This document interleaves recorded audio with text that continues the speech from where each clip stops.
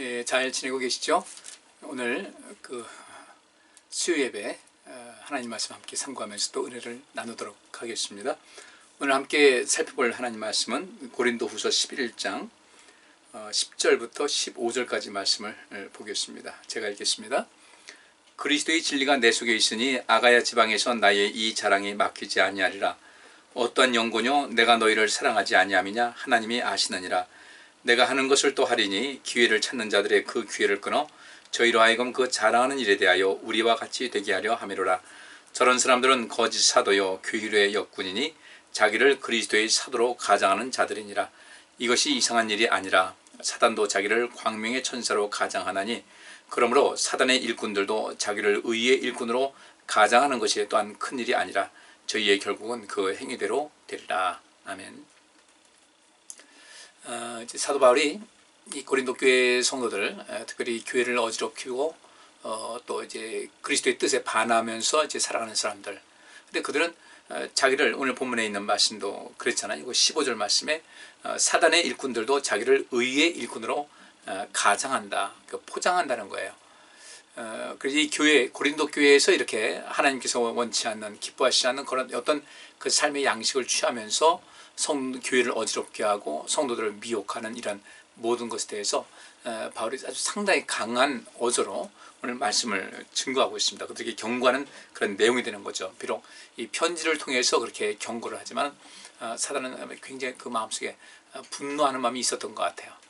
그리스도께서 우리를 위해서 죽으셨고 그 한 영혼이 그리스도의 피값으로 그 산 영혼인데 그들을 미혹하려고 하고 또 그들을 타락하게 하고 그들을 믿음에서 떠나게 하고 이런 여러 가지 악한 일을 행하는 것에 대해서 바울이 굉장히 이제 분노하는 그런 마음인 거예요.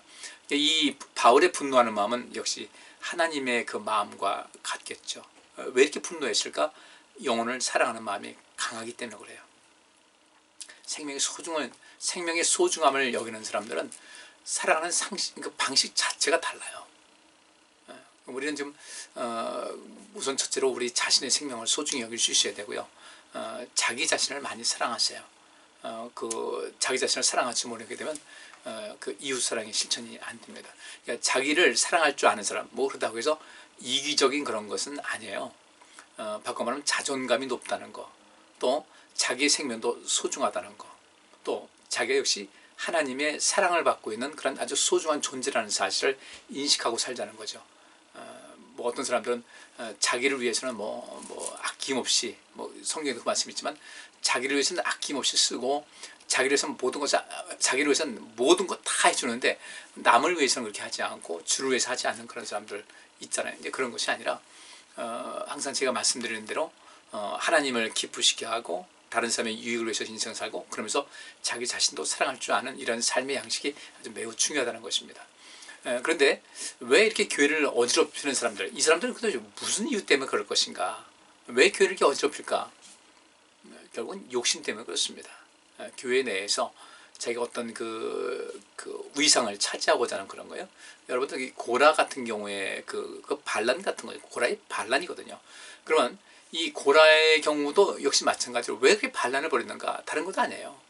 자기의 어떤 지위에 대한 욕심이에요. 좀 더 사람들에게 자기가 좀 드러내 보이고 자기도 대단한 사람인 걸 사람들에게 알릴 수 있을 텐데 그것이 이제 모세에 의해서 차단당한다고 생각을 했던 거예요. 그런데 여러분들 인생을 살면서 꼭 어떤 높은 지위에 있어야 사람들 그 모든 거 되는 겁니까? 그건 아닌 거예요. 우리가 그 겸손한 자를 하나님께 높이신다고 했잖아요. 그런데 이 세상은 그렇지 않은 것 같아요. 특별히 이 권력을 갖고, 이 권력이라는 것은 다양하죠. 돈의 권력도 있고 명예의 권력도 있고 정치적인 권력도 있고 많은 것이 있는데 일단 이 권력욕에 사람이 빠지게 되면 반드시 문제를 야기하게 돼요. 분명 문제가 생겨요.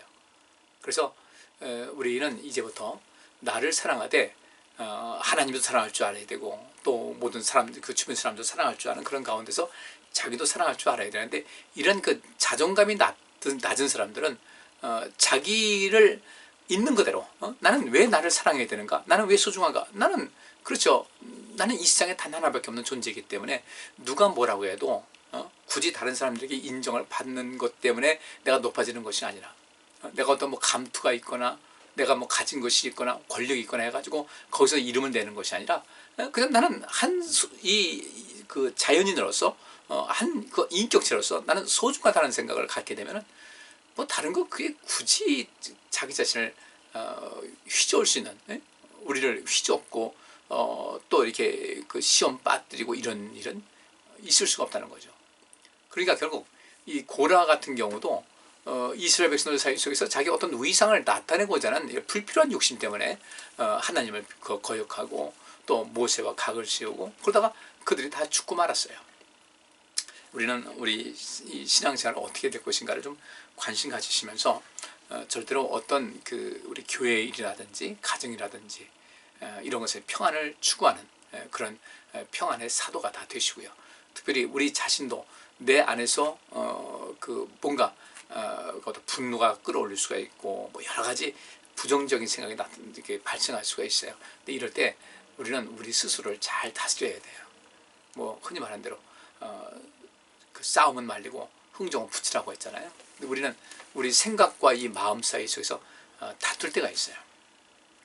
내 생각은 이렇게 이성적으로 뭔가 생각하려고 그러는데 내 안에 있는 감정은 그렇게 하잖아요. 감정적으로 모든 걸 처리하려고 그래요. 당장은 감정적으로 처리하면 당장은 시원한 것 같은데 나중엔 문제가 생겨요. 그래서 내 안에 갈등이 있잖아요. 내 안에서 참 이상해요. 몸 따로 마음 따로 생각 따로 마음 따로 그러다 보니까 어떤 그 내 안에서도 갈등이 일어나고 어떻게 해야 될지 모르고 근데 이것이 이제 성령의 은혜 가운데 성령의 열매를 맺게 되면은 자연스럽게 하나님께서 기뻐하시는 그런 결론으로 나가게 되는데 그렇지 못할 때가 있어요. 그래서 여러분들 특별히 성령의 열매 중에 이 절제 열매 아주 중요한 겁니다. 내 감정이 이 안에서 회오리 칠 때 그것을 가라앉히고 합리적으로 논리적으로 또 지금도 좋고 나중도 좋은 그런 아주 이성적인 판단을 할 수 있는 그런 것이 있어야 되는데 여기 고린도 교회에 있는 사람들은 그것이 부족한 거예요. 이성적인 판단이 안 돼요. 그래서 감정에만 치우쳐 있어요. 욕심에 빠져 있어요. 그러다 보니까 본인도 점점 멸망의 길로 다가서게 되고 교회를 시끄럽게 하니까 성도들도 힘들게 하니까 그리스도의 몸된 그리스도의 그 흘리신 피로 그리스도의 피로 이 한 사람 한 사람을 산 것인데 그 소중한 사람들의 영혼을 좀먹고 그 영혼을 자꾸 이제 침몰시키려고 하는 이런 시도 뭐 하나님의 심판이야 뭐 그들에게 얼마나 철저하게 나타나겠습니까? 우리 성도님들은 가정에서도 또 여러분 자기 자신 안에서도 생각과 이 감정이 잘 조화롭게 이룰 수 있는 그런 그 통제할 수 있는 힘을 가져야 되고요. 이게 절제의 열매예요. 그리고 하나님과의 관계도 온전케 하는 이런 삶을 살게 되면 모든 것이 온전하게 되는데 그렇게만 되면 좋은데 사람 사는 새는 그렇지 못해서 좀 아쉬움이 많고 사건도 많고 탈도 많고 그런 거예요. 우리 자신도 그렇잖아요. 우리가 항상 편안하면 생각과 이 그 감정이 이렇게 조화를 이루면서 편안한 삶을 살고 그때 기쁘기도 하고 슬프기도 하고 그러면서 또 어떤 삶의 중심을 잃어버리지 않는 이런 삶을 살아갈 텐데 이게 이제 엎치락 뒤치락 하게 되면 이게 문제가 많이 발생하게 되는 거죠. 이걸 우리가 참 많은 그 삶 속에서 지혜를 얻어야 되겠다는 것이죠. 그러면서 바울은 이렇게 얘기합니다. 10절에 그리스도의 진리가 내 속에 있으니 그 아가야 지방에서 나의 이 자랑이 막히지 아니할 것이다. 그러니까 진리가 내 속에 있다. 그리스도의 진리가 내 안에 있다는 거죠. 뭐 이렇게 얘기할 정도니까 바울이 어느 정도 수준인 것을 알겠죠. 그리스도의 진리가 내 속에 있다. 내 안에 있다. 따라서 이 아가야 지방에서 내가 이 복음을 증거하면서 했던 이런 모든 것, 내 안에 있는 그리스도의 진리가 내 안에 있었고 내 안에 있고 나는 그래서 오로지 그리스도의 진리를 전파할 뿐인데 그래서 이런 그 나의 자랑이 막히지 않을 것이다. 누굴 자랑한 거예요? 앞에도 우리 10장 그 17절 보면 자랑하는 자는 주 안에서 자랑할지니라 그랬으니까 바울이 한 이 자랑은 예수 그리스도를 자랑한 것이었어요. 그 자랑이 막히지 않을 것이다. 그러니까 여기 이 교회를 어지럽게 하는 사람들이 있지만은 그 그리스도의 진리가 내 안에 있고 아가야 지방에서 내가 그리스도 예수를 자랑하고 또 나의 이 모든 신앙이 간증한 이런 모든 것이 절대로 막히지 않을 것이다. 절대로 이것이 헛되이 되지 않을 것이다라는 거예요. 분명히 교회가 든든히 서 나갈 것이다. 그럼에도 불구하고 믿음이 연약한 사람들은 자꾸 흔들리잖아요. 그러니까 바울이 안타까워하는 거예요.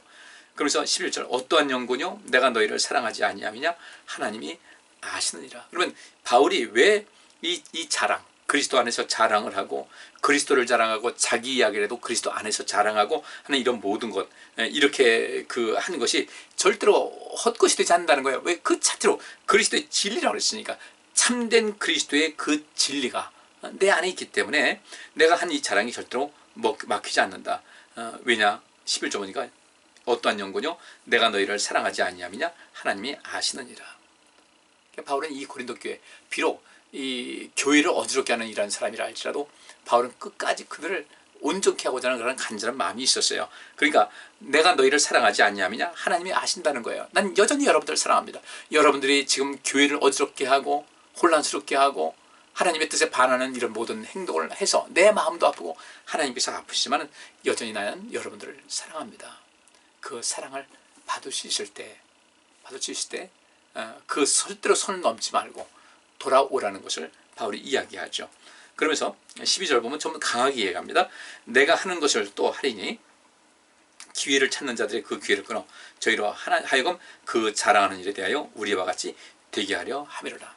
불필요한 거 자랑하고 인간적인 거 자랑하고 사람들 그걸 이제 꾀입니다. 여러분들 뱀이 하와를 꼬일 때 뭐였어요?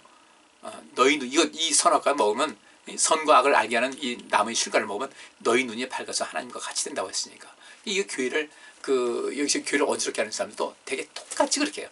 전혀 상대방에게 해줄 수 못할 거, 전혀 이 비상식적인 그런 그런 것 가지고 꾀입니다. 근데 문제는 뭐냐? 그 꾀에 넘어가는 사람이 돼서는 안 된다는 거예요. 그런데 우리 인생 살면서요, 이 옳고 그름의 문제는 되게 상식선 안에서 되게 해결이 돼요. 그러니까 어느 정도 상식만 있으면요, 우리는 거기서 넘어가질 않아요. 근데 이 상식 자체가 아쉽고 또 어떤 이 감정 자체가 좀 이렇게 부정적으로 뭔가 이 기능하는 그런 감정이 돼야 되는데 이 기능이 역기능이 된단 말이에요. 예를 들어 우리 안에 여러 가지 좋은 감정 얼마나 많아요. 사랑이 있고 희락, 즐거움이 있고, 그죠?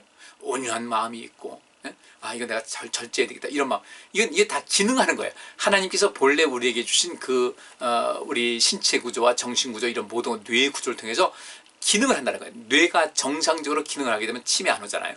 근데 이 치매라는 것은 뇌가 정상적으로 기능하지 않는 거예요. 그래서 이것을 역기능이라는 거예요. 그러니까 기능하지 않는 것으로 끝나면 괜찮은데 이것이 오히려 이 기능의 반대로 나가는 거예요. 그 반대로 나가니까 어떤 문제가 생깁니까? 이건 아주 굉장히 심각한 그런 결과를 갖고 오게 되는 거죠. 그러니까 어떤 치매가 왔어요. 근데 그냥 생각도 없이 가만히 있는 것이 아니라 여기서 또 여러 가지 본래 기능이 해야 되는데 이 기능이 거꾸로 이제 작용하게 된다 이거예요. 예를 들어서 이 역기능이라는 것은 어떤 것이냐? 자동차가 있어요. 요즘 급발진 문제가 대두되고 있는데 자동차 제조에 있어서는 급발진 아니다, 운전자 실수다, 이렇게 또 원인 불상이다, 이렇게 얘기를 하는데 그 자동차라는 것이 그 모든 기능을 해줬잖아요. 엔진이든지 또 이 전기 자동차라는 것은 모터라든지 이런 거에서 다 그 나름대로 그것이 사람의 그 조작하는 것에 따라서 기능하게 돼 있는데 그 기능이 안 되고 급발진이다, 이건 역기능인 거예요. 밟은 만큼, 그 악셀레터를 밟은 만큼 이 모든 자동차가 움직이고 해야 되는데 이게 그것이 아니라 전혀 다른 방향으로 나간다, 이 역기능인 거죠. 우리도 마찬가지예요. 우리의 하나님께서 우리를 만드신 모든 그 몸의 기능이 있잖아요. 신체적인 기능도 있고 있잖아요. 그리고 우리 이 뇌의 어떤 기능도 있지 않습니까? 그러니까 그런 모든 것을 정상적으로 기능하게 하면 되는데 이것이 어떤 이유에 의해서 역기능으로 이제 바뀌게 되면은 본인도 힘들고 주변 사람들도 많이 힘들게 돼요. 그러니까 우리는 예를 들어서 이게 질병의 개념에서 그 문제가 돼서 어떤 신체 구조가 역기능을 한다는 것은 그건 치료하는 것에 적극 나가야 되지만 우리가 이 삶을 살아가는 가운데서 어떤 상식이라든지 또 이런 것은 정말로 우리 모든 뇌가 기능이 정상적으로 해나갈 수 있도록 힘쓰셔야 돼요. 예수님께서 말씀하셨잖아요. 내 오른눈이 너를 실족해 하거든 오른눈을 빼버리라. 내 오른손이 너를 실족해 하거든 손을 찍어버리라. 그 말씀대로 적용한다면 이 세상에서 오른쪽 눈 있는 사람이 있겠어요? 없어요. 오른손 있는 사람이 있겠어요? 없어요. 그럼 뭘 말하는가? 이 눈은 관점이라고 그랬죠.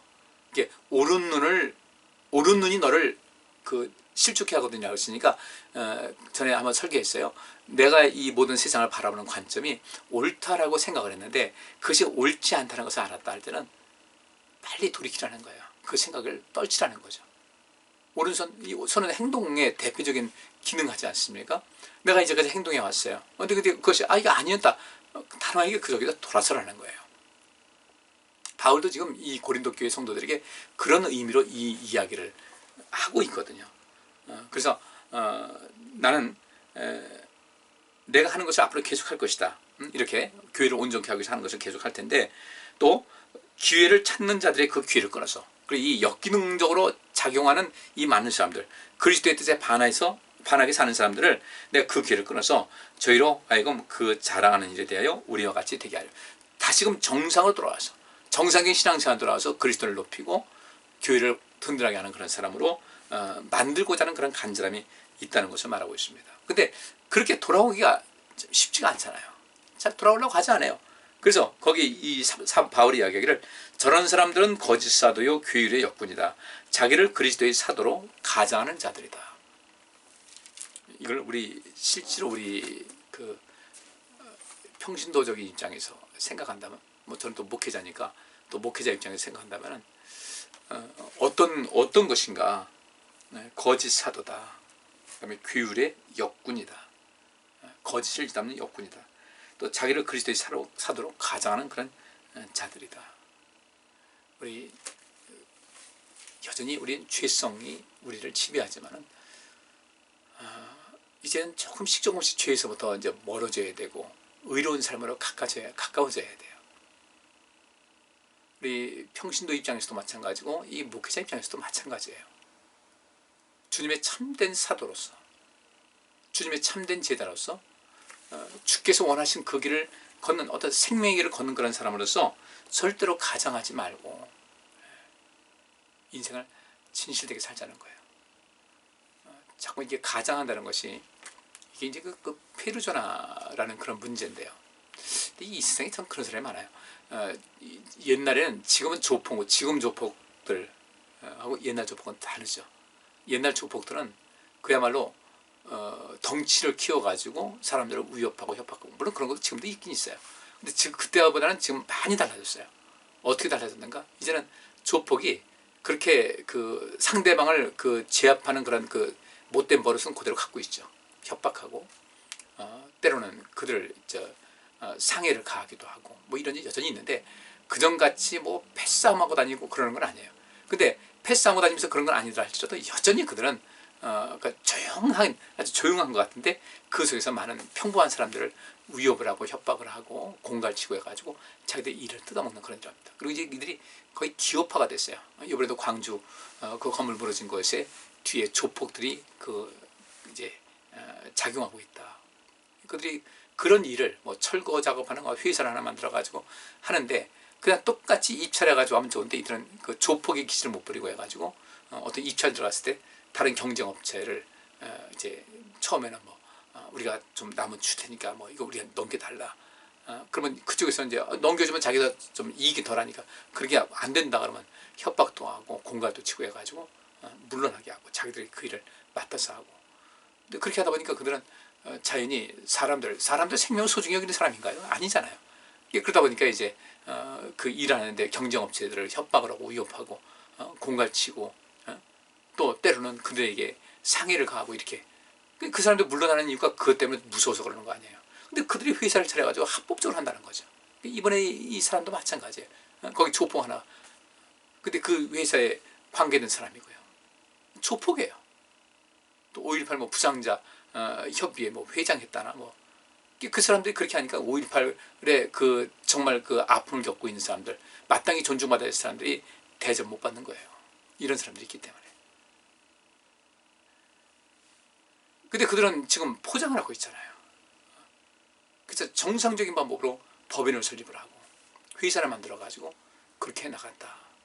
요즘 조폭들은 그렇게 달라졌어요. 달라졌어요. 달라지면 뭐예요?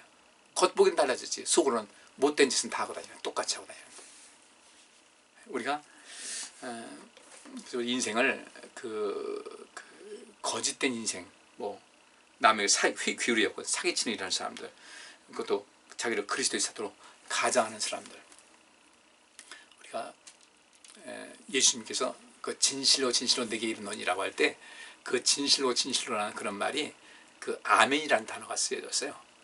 진실로 진실로 성경에 보면 그런 말씀이 있잖아요. 예수님께서 말씀하시기를 진실로 진실로 내게 이르노니 할 때 그 여기는 아멘 아멘 이렇게 나와 있어요. 우리 설교 들을 때 아멘은 설교 들을 때 아멘 하는 것은 그 말씀이 맞습니다 라고 이제 우리가 같이 동의하고 공감을 하는 그런 것인데, 우리 주님께는 물론 그렇게 해야 되겠죠. 그러니까 우리는 또 정말로 진실된 사람으로 조금씩 더 탈바꿈해 나갈 수 있어야 되고요. 더 온전해져야 되고 참돼야 되고 진실돼야 되고. 근데 여기 교회를 어지럽게 하는 이 사람들은 그 그리스도의 사도로 가장하는 사람들이다.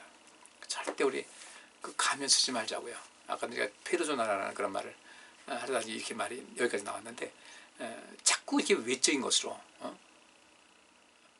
이런 사람들은 의복을 통해서 또 어떻게 뭐 머리 손질하는 거 다 돈이 들어가죠.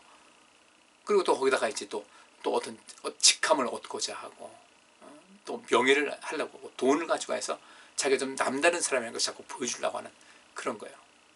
그러지 말고요. 그것 없어도 그것 말고도 진정으로 진짜 주님께서 기뻐하시는 사람들은 그런 것 말고라도 사람들에게 존경받고 또 높임받을 수 있는 그런 삶을 살아갈 수 있어야 돼요. 근데 그런 것을 내가 자꾸 내세우려고 그러면 그게 문제가 되잖아요. 그게 나중에 반드시 문제가 돼요. 물론 그 예수님께서 내가 그리스도다 메시아라는 것은 대단한 거죠. 근데 그것은 어떤 사역적인 면에서 그렇게 했어요. 우리의 직함을 누군가에게 알려줄 필요가 있을 때 있어요. 근데 내가 나를 내세우기서는 하지 말자는 거예요.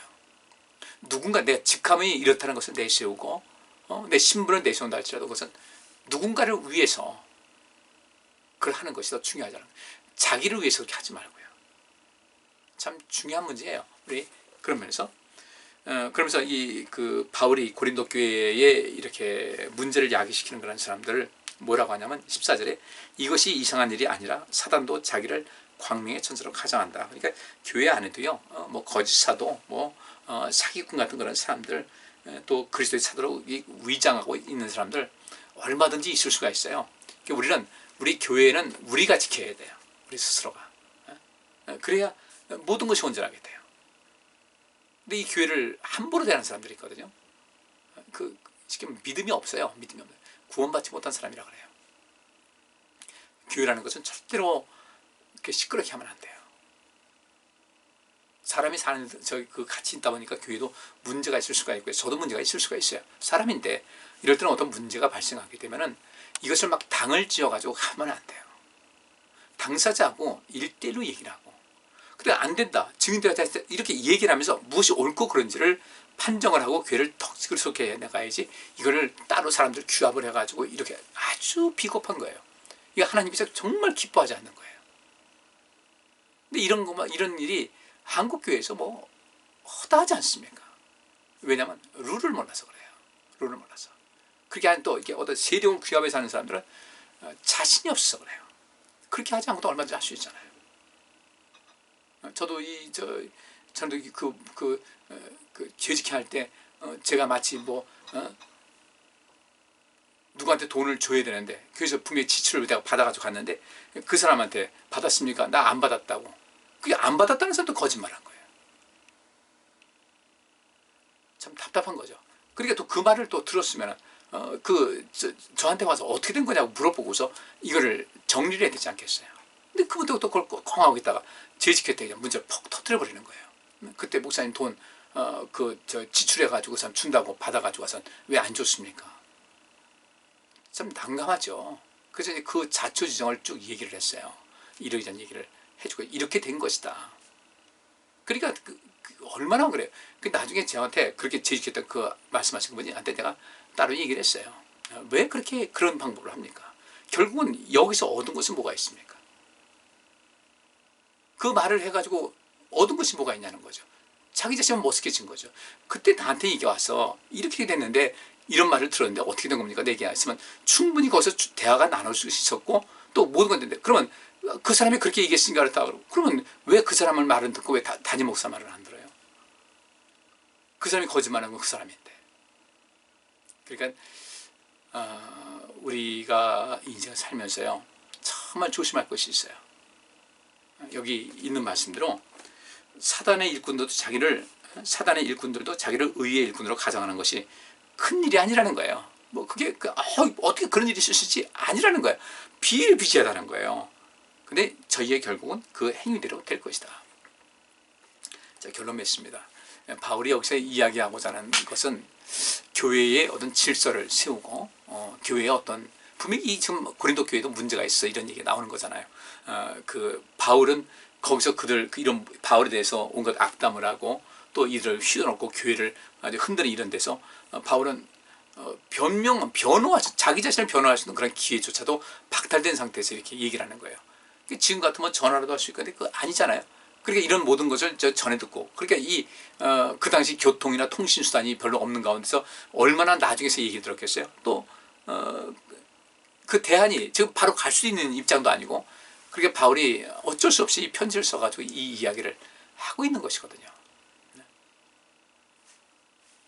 이런 데서 바울이 안타까워하는 것, 한 생명이라도 시험 들어서 또 실족할까봐 염려하는 그런 마음, 이 안타까운 마음 속에서 이제 편지를 쓰게 된 것인데 우리 성도님들 우리 누구 미혹하지 말고요. 흔히 하는 말 있잖아요. 지난 주일날도 잠깐 말씀 봤는데 실족해 하는 사람에게 누군가를 실족해 하는 일이 없을 수는 없지만 실족해 하는 자는 화가 있다는 거예요. 방금 그건 뭔 얘기예요? 실족해 하는 일이 없을 수는 없지만 실족해 하는 자는 화가 있다. 이 얘기는 이렇게 해석하면 됩니다.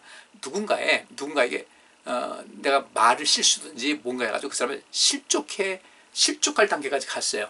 이럴 때는 어떻게 하라는 거예요? 더 이상 실족해 하지 말고 거기서 다시금 일으키라는 거예요. 실족하게 하고 결국은 실족하게 하는 이런 사람은 화가 있다는 거예요. 근데 반대로 내가 어떤 거 잘못 알았어요. 그래서 실족했는데 이것이 잘못인 거 알았어요. 그러면 이건 아니었다 해가지고 누군가 실족해 하게 될 이런 상황을 다시금 본래 위치로 돌아오게 하는 사람들은 하나님께서 그를 긍휼히 여겨주시지만 시험 들게 하고 실족해 하고서 그 다음에 그저 막 이제 좀 실족합니다. 점점 어떤 고통의 순간으로 빠져들어갑니다. 근데 그냥 가만히 바라보고 있는 거예요. 내가 바랐던 것이 저것이었어. 그 사람은 화가 있다는 겁니다. 무슨 얘기 아시겠죠? 사람이 실수할 수 있어요. 실수를 많이 할 수 있어야 돼요. 누구나 실족해 할 수 있어요. 누군가 시험 들게 할 수 있어요. 근데 보니까 그것이 아니었다 생각하면 바로 그것이 아니었다고 하고서 그 사람 본래의 위치로 돌아오게끔 만들어줘야 돼요. 근데 이걸 그렇게 하지 않거든요. 자기는 굉장히 의로운 일을 하는 것 같이 하면서 그래서 의의 일꾼으로 가장하는 거죠. 자기가 하는 것이 굉장히 의의 일꾼으로 같이 하면서 이 사람들도 연극도 잘해요. 아주 리얼하게 얘기를 해요. 그러냐고. 그때 여러분께서는 꼭 인식하세요. 절대로 상식을 잃어버리지 마세요. 상식만 있으면요. 우리가 인생을 살아가는데 평범 이 세상 살아가는 가운데 가장 기본적인 상식만 있으면요. 신앙생활도 그렇게 크게 흔들리지 않아요. 인생도 흔들리지 않아요. 근데 왜 내가 상식을 놓치는가? 이게 훈련을 해야 된다는 거죠. 그래서 훈련을 해야 돼요. 기본적인 상식만 있으면요. 뭔가 같아요. 그래서 우리는 이 상식을 키우는 것도 굉장히 중요하다. 그러기 위해서 우리가 하나님 말씀 늘 가까이 하고 생각 많이 하고 그죠? 책도 좀 많이 보고 대화하면서 그것을 서로에게 영향을 줄 수 있는 좋은 영향력을 줄 수 있는 그런 모임을 만들어가고 그렇게 되는데 어떤 무슨 말 한마디 하면 그냥 거의 다 쏠려가지고 그랬어 하고서 여기서 막 부야 하고 나니까 문제가 되죠. 우리는 모든 것이 우리 공동체를 살리고 어떤 일에서 당사자를 살리고 하나님을 기쁘시게 하는 그런 모든 삶의 그 원칙과 방향을 잡을 수가 있어야 돼요. 그러면 그것만 우리가 지킨다면은 우리 신앙생활 절대로 실족하지 않을 수가 있고 시험 들지 않을 수가 있고 마지막 최후의 승자까지 될 수 있는 것을 꼭 아셔서 여러분 스스로 잘 관리해서 주님의 은혜 가운데 항상 머물 수 있도록 여러분들 지키시고 또 보호하시고 승리하는 삶으로 살아갈 수 있기를 간절히 바랍니다. 기도하겠습니다. 하나님 말씀 살폈습니다. 이 말씀 속에서 우리가 삶의 의미를 알고 이 우리의 인간적인 면에서 우리가 상식이 있으면 신앙에서도 상식적인 그런 아주 건전한 신앙생활을 할 수가 있습니다. 혹시라도 우리가 어떤 그 욕심에 미혹되거나 아니면 또 살아오는 가운데 받았던 어떤 상처로 인해서 내 판단이 흐려지거나 상식의 그 기준이 잘못되는 일이 없도록 죄를 지켜주시고 끊임없이 하나님 말씀 가까이 하고 기도하고 열심히 신앙생활하는 가운데 그 신앙의 기준이 또 상식의 기준이 잘 잡혀서 주께로부터 옳다 인정함 받는 복된 삶을 누리게 하여 주옵소서. 오늘도 함께 하시면 감사하고 예수 그리스도 이름으로 기도하옵나이다. 아멘. 예, 감사합니다. 편안한 밤 되세요.